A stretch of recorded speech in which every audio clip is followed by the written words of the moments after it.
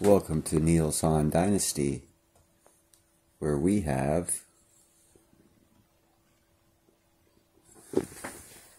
what you should have. Make sure to get some.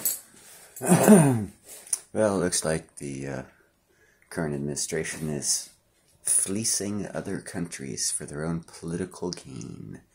And they're trying, oh God, who knows, whatever, here it is. The States of America is well on the path to embrace Venezuela. Nicolas Maduro is suddenly not an evil man.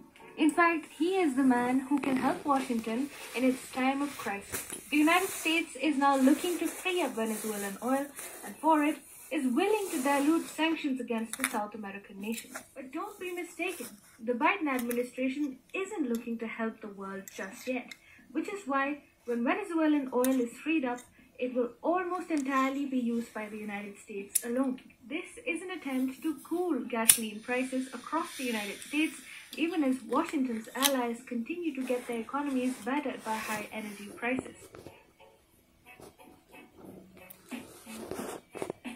According to the Wall Street Journal, the Biden administration is preparing to scale down sanctions on Venezuela to allow energy giant Chevron and other U.S. oil service companies to resume pumping oil there. The deal with Venezuela is contingent on the Maduro government resuming talks with the country's opposition in good faith in order to discuss holding free and fair elections in 2024. In exchange, not only will the U.S. allow Venezuelan oil to make a comeback in the markets, but it will also free some Venezuelan state assets frozen in U.S. banks.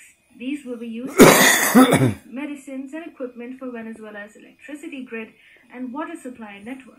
Reportedly, talks between officials from the US and Venezuela have been quietly underway since at least March. However, on Saturday, Venezuela extended a major olive branch to Washington by releasing 6 US citizens and 1 permanent US resident who had been jailed in that country.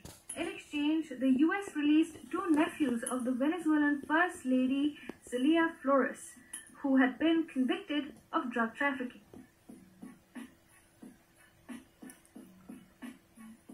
In the 1990s, Venezuela produced more than 3.2 million barrels of heavy crude oil a day. By the 2000s, the Latin American country became one of the major oil exporters to the United States. Currently, Venezuela is exporting about 450,000 barrels of oil. With the USA's blessings, the nation could easily double that number. However, Chevron resuming pumping oil in the country would benefit the United States alone and would constitute a minuscule share to the global market.